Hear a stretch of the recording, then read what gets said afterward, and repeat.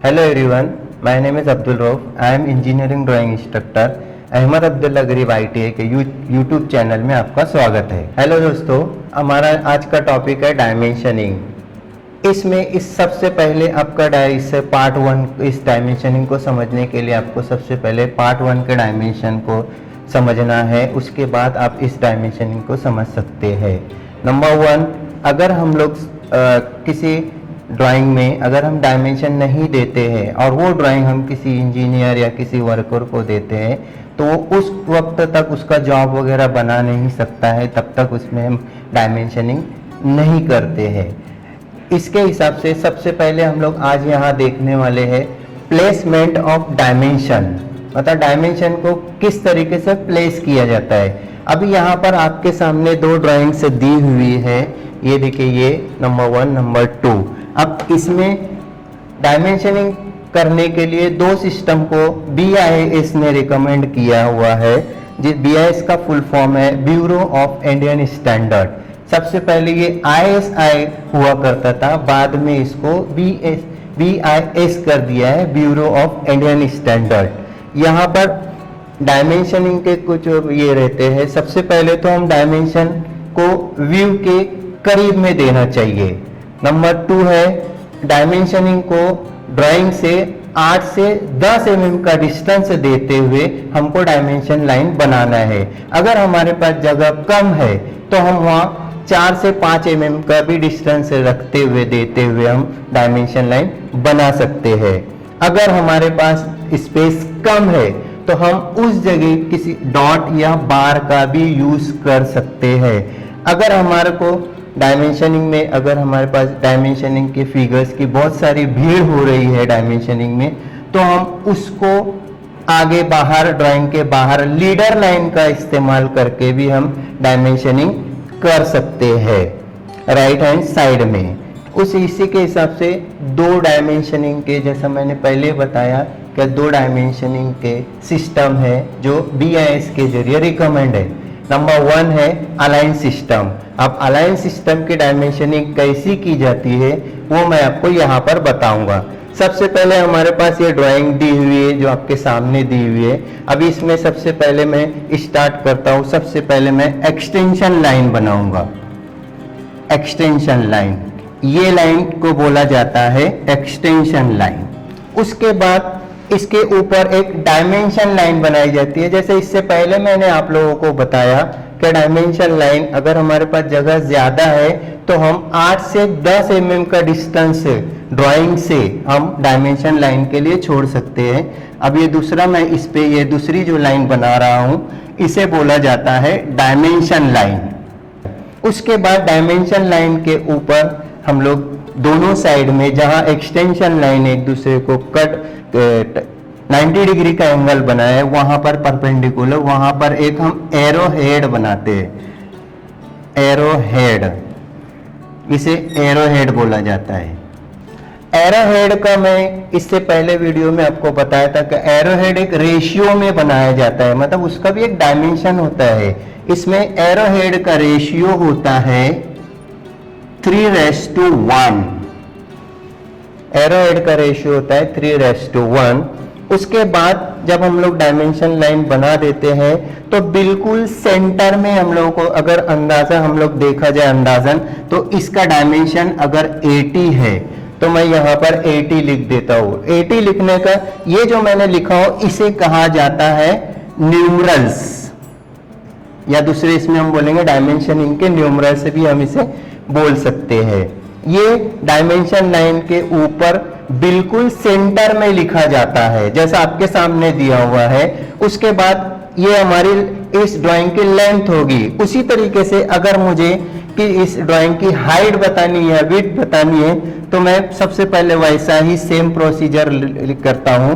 सबसे पहले मैं एक्सटेंशन लाइन, उसके बाद मैं यहां पर बनाता हूं डायमेंशन लाइन, फिर उसके बाद आते हैं एरो हेड, और उसके बाद सपोज हम लोग इसकी हाइट मान लेते हैं 70 mm, तो यहाँ पर ये 70 इसकी हाइट हो गई।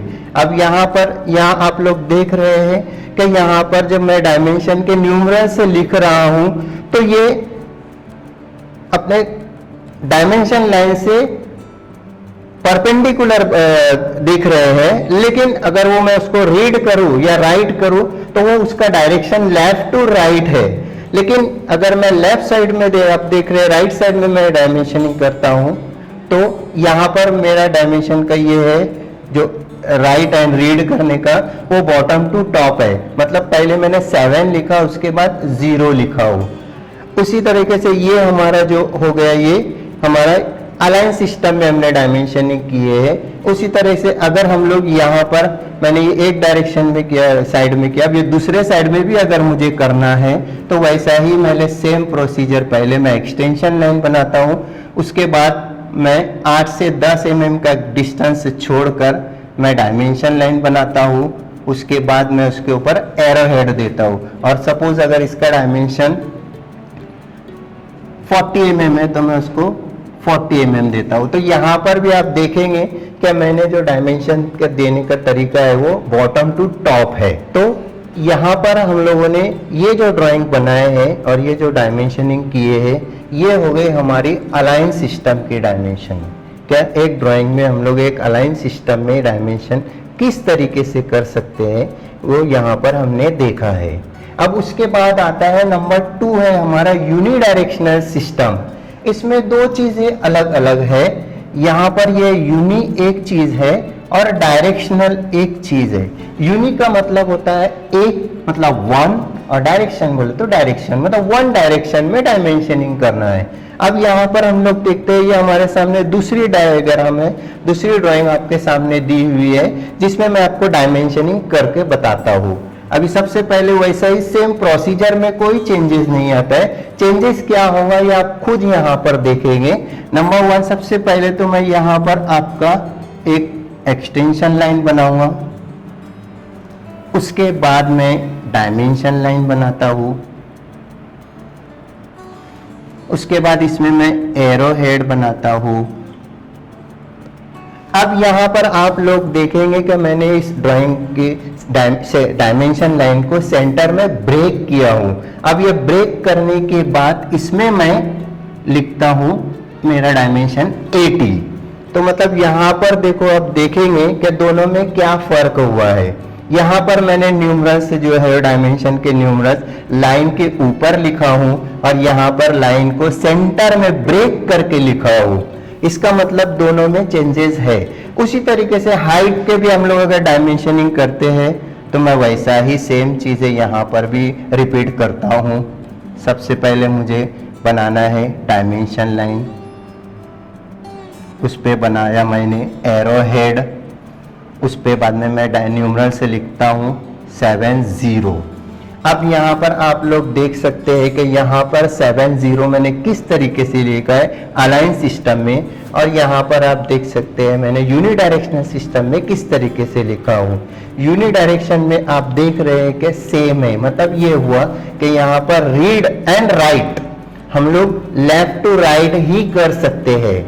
उसके अलावा हम दूसरा इसमें अलाइन सिस्टम की तरह यूनिडायरेक्शन में डायमेंशनिंग नहीं कर सकते, जैसा आप लोग देख सकते हैं। उसी तरीके से अगर मैं सर्कल का डायमेंशन देता हूं तो मुझे यहां पर भी उसी डायरेक्शन में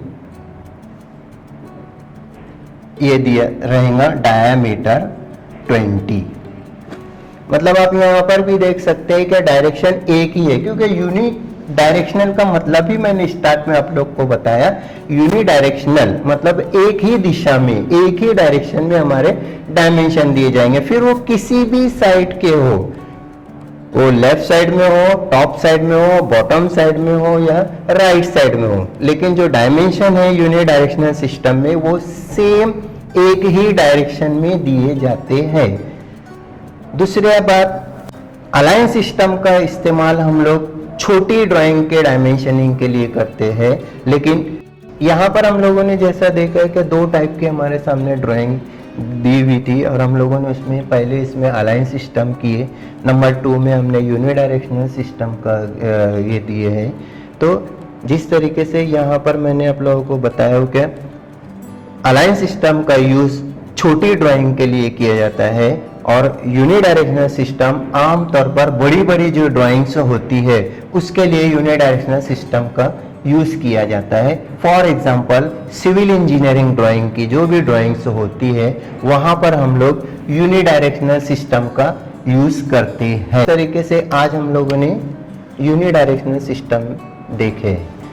नेक्स्ट हम लोग देखते हैं यूनिट ऑफ डायमेंशनिंग। यहाँ पर ये है कि नंबर 1 BIS के अनुसार भारत देश में एक ही यूनिट का यूज करने की हमको अनुमति दी गई है। सबसे पहले तो हम लोग ड्राइंग में सिर्फ एक ही यूनिट का इस्तेमाल यूज कर सकते हैं। उसके बाद हम लोग जब हम डायमेंशन देते हैं, जैसा एग्जांपल के तौर पर आपके सामने ये डायमेंशन दिए हुए हैं, अगर मैं लिखता हूँ 70 मिलीमीटर 80 मिलीमीटर अगर मैं डायमेंशन मिलीमीटर का यूनिट अगर फिगर के साथ शो करता हूं तो ये सही नहीं है, ये हम नहीं कर सकते हैं। इसके लिए हम लोग क्या करेंगे, क्या जब हमारा डायमेंशनिंग और पूरी ड्राइंग कंप्लीट हो जाती है तो नीचे की तरफ हमको एक टाइटल ब्लॉक दिया जाता है। हम लोग टाइटल ब्लॉक के पास में हम लोग एक इस तरीके से नोट्स लिख सकते हैं, जिससे वो जो भी इंजीनियर या वर्कर है उस ड्राइंग को देखकर ये समझ जाता है क्या ये जो डायमेंशन बने हुए इसकी यूनिट है मिलीमीटर, मतलब ऑल जो डायमेंशन दिए हुए हैं वो सब टोटल मिलीमीटर में दिए हुए हैं। यहाँ पर हमने यूनिट ऑफ डायमेंशनिंग कंप्लीट किए हैं। अब नंबर 4 पे आते हैं, हम लोग नंबर 3 पे आते हैं, रूल्स ऑफ डायमेंशनिंग। जैसा कि हम जानते हैं किसी भी ड्राइंग को एक वर्कर या एक इंजीनियर उस वक्त तक समझ नहीं सकता है जब तक उसके अंदर उसके डायमेंशनिंग ना दिए हो सही ढंग से। इसीलिए कुछ डायमेंशनिंग के रूल्स बनाए गए हैं, जिसमें नंबर 1 है कि किसी भी ड्राइंग को के कंपोनेंट या ऑब्जेक्ट को अगर हम लोगों को समझना है तो उसके डायमेंशन और उसके मेजरमेंट देना बहुत ज़रूरी है और उसमें नोट से लिखना वो भी बहुत ज़रूरी है। उसके बाद आते हैं नंबर 2 पॉइंट है, किसी भी ड्राइंग में अगर डायमेंशन की भीड़ ज़्यादा हो रही है, मतलब अगर हम ये आपके सामने एक ड्राइंग दी हुई है उसमें बहुत सारे डायमेंशन हमारे सामने आ रहे हैं तो किसी भी इंटरमीडिएट डायमेंशन को हम ओमिट कर सकते हैं, जरूरी नहीं कि उसको मतलब मैंने लिखना है। नंबर 3 है कि अगर एक डायमेंशन मैंने एक ड्राइंग में एक व्यू में शो कर दिया, और ऑर्थोग्राफिक प्रोजेक्शन में आप जैसा कि आप जानते हैं कि हम लोग 3 व्यू बनाते हैं, टॉप व्यू, फ्रंट व्यू और साइड व्यू। अगर एक डायमेंशन मैंने टॉप व्यू में अगर दे दिया तो उसको रिपीट में ना ही साइड व्यू में दे सकता हूँ ना ही फ्रंट व्यू में दे सकता हूँ। नंबर 4 है डायमेंशन ज्यादातर हो सके तो ड्राइंग के बाहर देना चाहिए। नंबर 5 है डायमेंशन लाइन किसी भी ड्राइंग को क्रॉस नहीं कर सकती है। उस जगह अगर वो किसी ड्राइंग को क्रॉस कर रही है तो उस जगह उस डायमेंशन लाइन को अवॉइड करना चाहिए। Number 6 dimension line visible outline और डॉटेड विजिबल आउटलाइन को हम डायमेंशन लाइन के लिए शो कर सकते हैं, लेकिन डॉटेड लाइन को हम as a dimension line show नहीं कर सकते हैं। नंबर 7 डायमेंशन लाइन किसी भी लाइन को कट नहीं कर सकती है। नंबर 8 विजिबल आउटलाइन और सेंटर लाइन को एज ए डायमेंशन लाइन के तौर पर हम लोग यूज नहीं कर सकते हैं।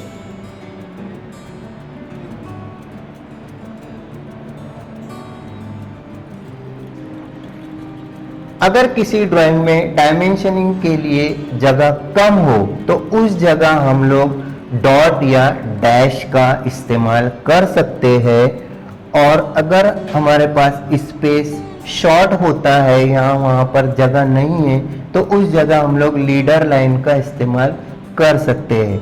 नंबर 10 अगर किसी ड्राइंग में सिलेंड्रिकल पोर्शन और सर्कल अगर आता है तो उस जगह हम लोग लोकेशन डायमेंशन का इस्तेमाल कर सकते हैं। आई होप आज का लेक्चर आपको समझ में आया होगा, तो प्लीज़ हमारे चैनल को सब्सक्राइब कीजिए, वीडियो शेयर कीजिए और बेल आइकन को प्रेस करना ना भूलें। Thank you.